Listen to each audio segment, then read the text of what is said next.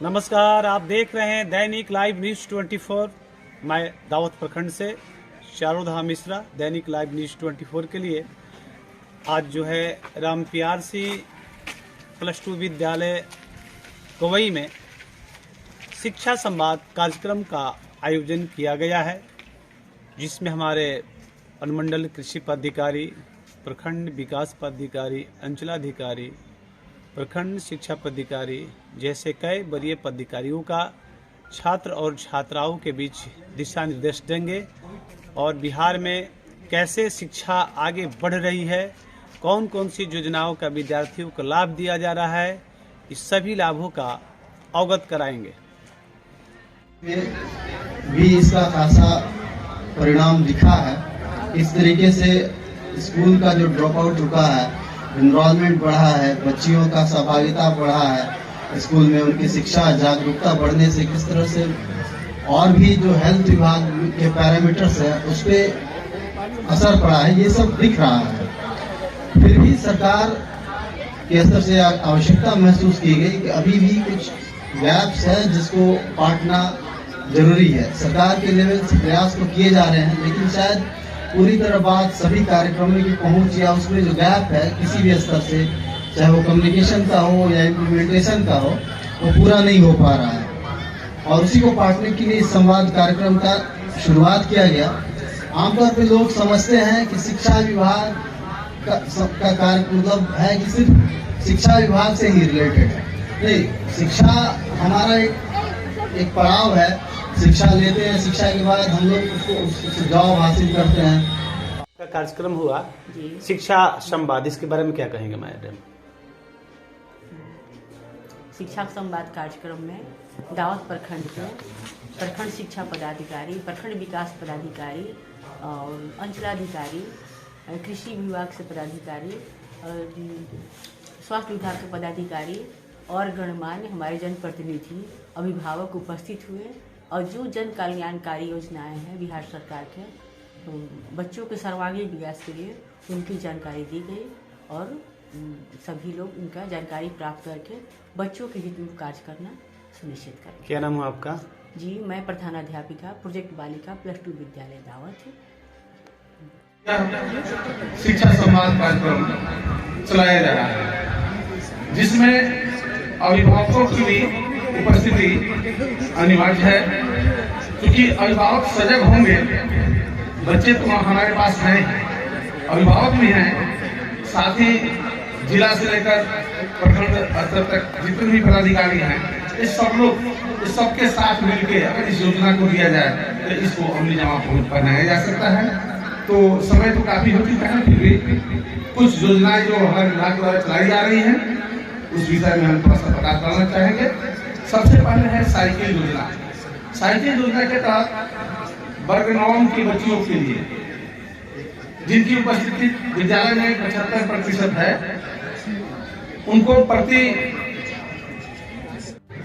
Basically शिक्षा संवाद का मुख्य उद्देश्य जो है वो बिहार सरकार के शिक्षा विभाग द्वारा संचालित सभी योजनाओं का लाभ छात्र छात्राओं को मिल रहा है कि नहीं, इसके साथ शिक्षा संवाद के अभिभावकगण के साथ हम लोगों को संवाद करना है।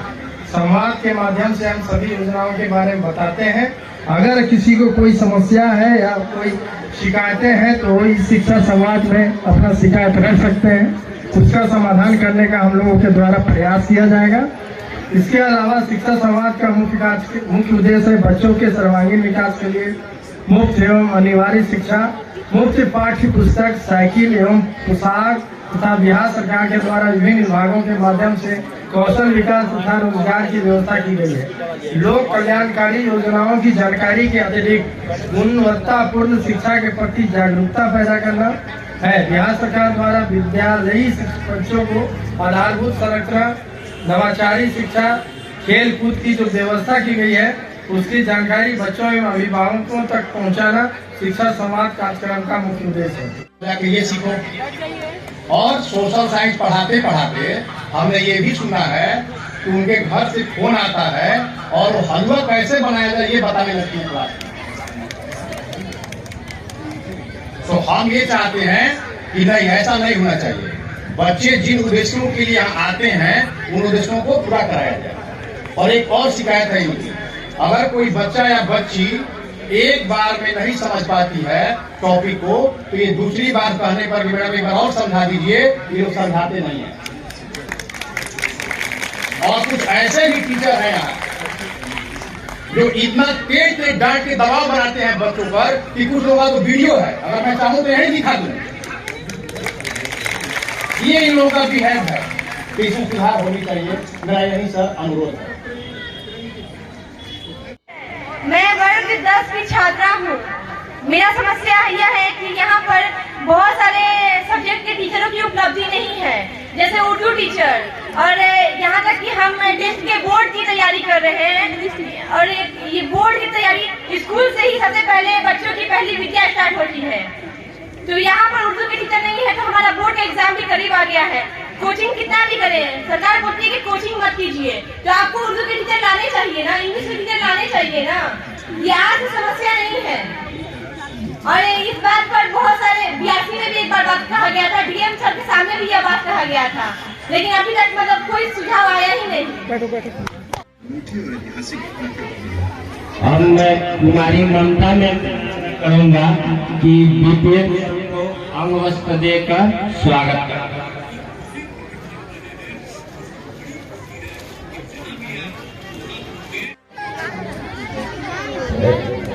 अब मैं अजय सर से आग्रह करूंगा कि आए और प्रमुख जी को अंग वस्त्र देकर, भूतपूर्व प्रमुख को अंग वस्त्र देकर सम्मानित। शिक्षा व्यवस्था में बदलाव का गौरतलब है कि इन नवनियुक्त अध्यापकों में 57,854 यानी 48% महिलाएं हैं। लड़कियों को इतना ज्यादा प्रमोट कर रही है बिहार सरकार। किसी तरह की कोई शिक्षा से संबंधित कुछ समस्या है, कोई भी हो सुझाव आप दे सकते हैं। यहाँ उससे संबंधित जिला पदाधिकारी महोदय का भी आदेश निर्देश है कि उससे संबंधित उनका इस पर ध्यान है, उससे संबंधित सुझाव दिया जाएगा और उससे संबंधित बदलाव भी किया जाएगा।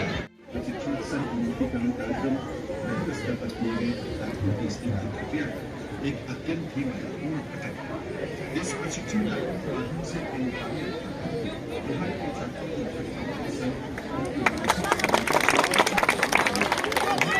हमारे स्कूल में सारे सब्जेक्ट के टीचर तो अभी आ चुके हैं, बट कंप्यूटर क्लास नहीं है हमारे स्कूल में, लेकिन कंप्यूटर क्लास के टीचर हैं। इसलिए मैं अनुरोध करूंगी कि हमारे स्कूल में जल्द से जल्द कंप्यूटर क्लास की सुविधा की जाए। Thank you. छात्रा हूँ, हमारे विद्यालय में रूम का अभाव है। जब सारे बच्चे आ जाते हैं तो लोग बैठ नहीं पाते हैं और पढ़ने में बहुत दिक्कत होती है, इसलिए रूम बनाना चाहिए। बहुत बढ़िया एक प्लस पॉइंट।